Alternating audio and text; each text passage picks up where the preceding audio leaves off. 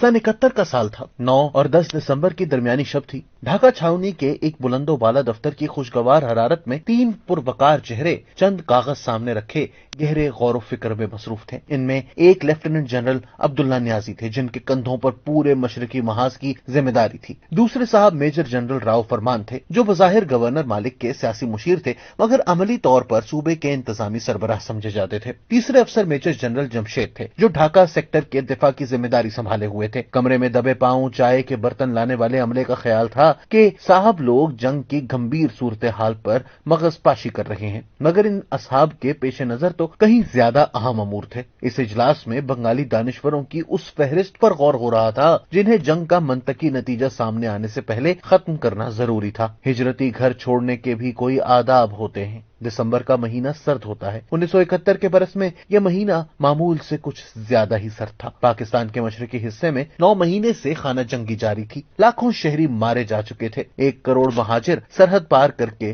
भारत जा बैठे थे। औरतों, बच्चों, किसानों और ताजिरों में से जिसके पास लुटाने को जो था लुट चुका था। गांव जल चुके थे। शहर और कस्बे मलबे का ढेर बन चुके थे।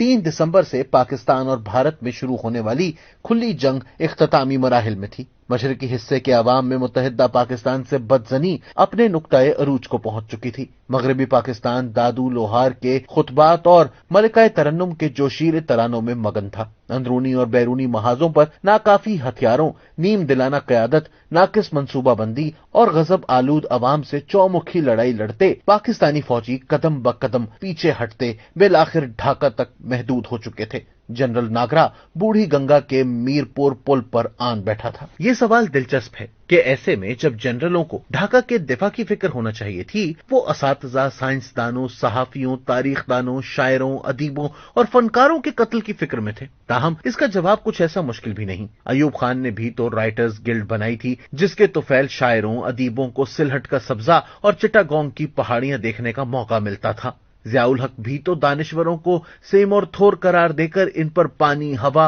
और चांदनी हराम करने की वईद सुनाया करते थे। भुट्टो साहब सिविल मार्शल और एडमिनिस्ट्रेटर बने तो इन्होंने रोजनामा डॉन के मुदीर को 4 चश्मे का खिताब दिया था। फौज जब किसी मुल्क पर कब्जा करती है तो इसका मकसद अवाम के इम्कान को बेदार करके तरक्की की राहें खोलना नहीं होता। हर फौजी हुक्मरान का ख्वाब एक ऐसी चरागाह है जहां अवाम के नाम पर बहुत सी भेड़ बकरियां इसके दिमागे आली पर उतरने वाली हर फुलझड़ी को हुक्म खुदाबंदी समझें। दानिश्वर वो आवाज़ इनकार है जो आमिर का ख्वाब किरकिरा कर देता है। आमिर बड़ी अर्करेजी से और अपने चुनीदा हवारियों की शबाना रोज मेहनत से एक आईन घड़ता है। इधर कोई बेनंगो नाम हबीब जालिब पुकार उठता है, ऐसे दस्तूर को मैं नहीं मानता।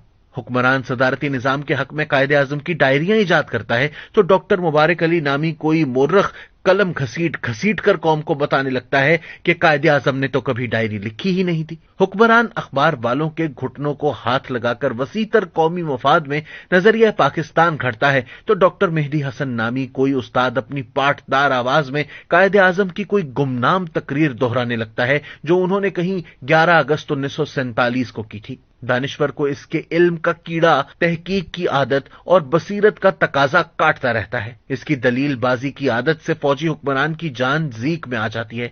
हर अहद में अल्ताफ गौहर, इब्न हसन, नवाबजादा शेर अली खां, राजा जफरुल हक, जाम सादिक और शेर अफगन जैसे मुहिब्बे वतन जाबिर सुल्तान को ये हक सुनाते रहते हैं कि अगर मुट्ठी भर दानिश्वरों का टेटवा दबा दिया जाए, सहाफियों को गर्मी में मियां वाली और सर्दी में मुजफ्फराबाद की सैर कराई जाए, शायरों की शराब बंदी कर दी जाए, यूनिवर्सिटियों को हवलदारों के हवाले कर दिया जाए तो अवाम बेहतर तौर पर बरकाते हुकूमत खुद आरा से आगाह हो सकते हैं। मीर मोहम्मद खान जैसे शहर यारों का नुस्खा ये होता है कि हालात दुरुस्त करने की बजाय हालात की खराबी की निशानदही करने वालों के मुंह बंद करवा दिए जाएं। इन खैर अंदेशों की तकरीरें पुरतासीर में ऐसी लज्जत होती है कि रफ्ता रफ्ता खुद हुक्मरान को भी यकीन होने लगता है कि दानिश्वर मुल्क दुश्मन, बदअंदेश, नीज खूनी पेचिश में मुब्तला किसी ग्रोह का नाम है जिसकी बेखुनी ही में कौम की फलाह है। मुत्तहिदा पाकिस्तान में उर्दू, इस्लाम और भारत दुश्मनी की 3 पहियों वाली साइकिल चलाने वाले हमेशा यही कहते और समझते रहे कि मशरकी पाकिस्तान की बेगानगी का असल सबब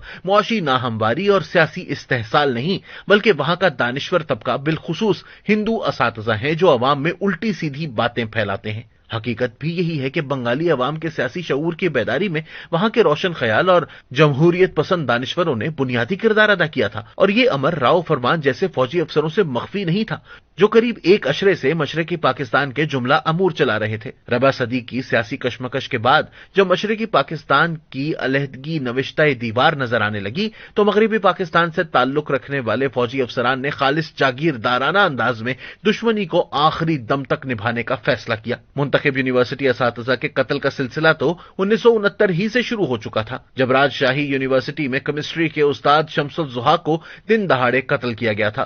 25 مارچ 1971 کی قیامت خیز رات کے مقتولوں میں ڈھاکہ یونیورسٹی کے متعدد اساتذہ بھی شامل تھے۔ عوامی لیگ کی منتخب قیادت کے بھارت جانے کے بعد منعقد ہونے والے ضمنی انتخابات میں جماعت اسلامی فوجی قیادت کے بہت قریب آ گئی۔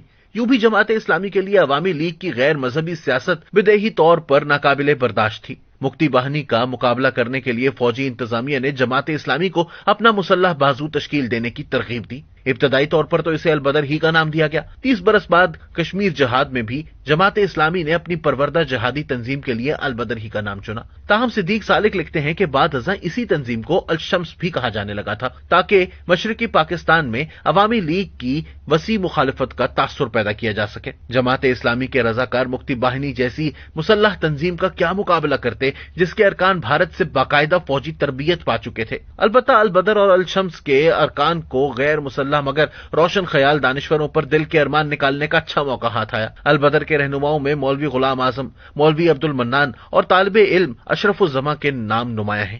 البدر کو فوجی تربیت کے لیے باقاعدہ سرکاری تعلیمی ادارے مہیا کیے گئے۔ سیکولر دانشوروں کو جسمانی طور پر ختم کرنے کے اس سلسلے کا ہولناک ترین واقعہ پاکستانی فوج کے ہتھیار ڈالنے سے صرف 2 روز قبل 14 دسمبر کو پیش آیا۔ واقعات کے مطابق البدر کے ارکان نے ایک باقاعدہ فہرست کے مطابق آدھی رات کو ڈھاکہ کے 2 درجن سے زیادہ چیدہ دانشوروں کو اغوا کیا۔ ان میں سے بیشتر اساتذہ یا تو اپنے شعبوں کے سربراہ تھے یا علمی اور ادبی حلقوں میں نہایت نمایاں مقام رکھتے تھے۔ انہیں مختلف مقامات پر رکھ کر شدید تشدد کا نشانہ بنایا اور پھر ریئر بازار اور میرپور نامی 2 مقامات پر انہیں بہیمانہ طریقے سے موت کے گھاٹ اتار دیا گیا۔ 17 دسمبر کو ان کی مسخ شدہ لاشیں کچے بند کے قریب پایاب پانی سے برآمد ہوئیں۔ ان میں سے ہر ایک کے ہاتھ پشت پر بندھے تھے اور سر میں گولی کا نشان تھا۔ ممتاز ماہر امراض چشم ڈاکٹر فضل ربی کی آنکھیں نکالی جا چکی تھیں۔ اس موقع پر جب جنگ کا حتمی نتیجہ سامنے آ چکا تھا، متحدہ پاکستان کی حمایت یا مخالفت بے معنی ہو چکی تھی۔ اس مرحلے پر کسی سیاسی مخالفت کو قتل کرنے سے کوئی سیاسی یا جنگی فائدہ حاصل نہیں ہو سکتا تھا۔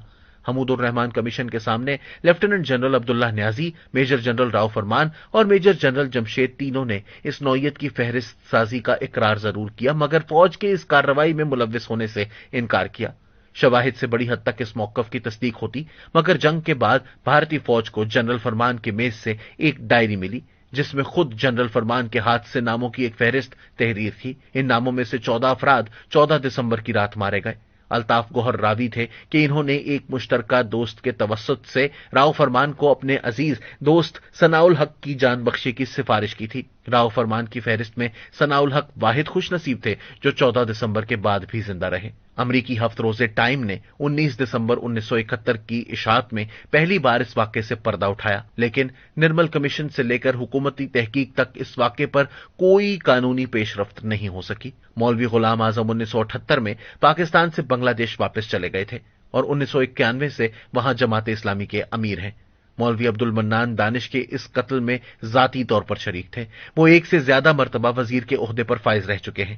اشرف الزماں کی ڈائری میں 14 دسمبر کے 8 مقتول دانشوروں کے نام پتے درج تھے۔ اشرف اب امریکہ میں ایک اسلامی مرکز چلاتے ہیں۔ دلچسپ بات یہ ہے کہ البدر کے بیشتر سابق ارکان آج کل برطانیہ میں مسجدوں کے پیش امام ہیں۔ بنگلہ دیش کی آزادی کے بعد متعدد مواقع پر اپنی مخصوص گھن گرج کے ساتھ انصاف کے بلند بانگ دعوے کرنے والے مجیب الرحمان نے 1973 میں تمام بنگالی نژاد جنگی مجرموں کے لیے عام معافی کا اعلان کر دیا۔ بنگلہ بندھو کی اس کلا بازی کے متعدد پہلو ہیں۔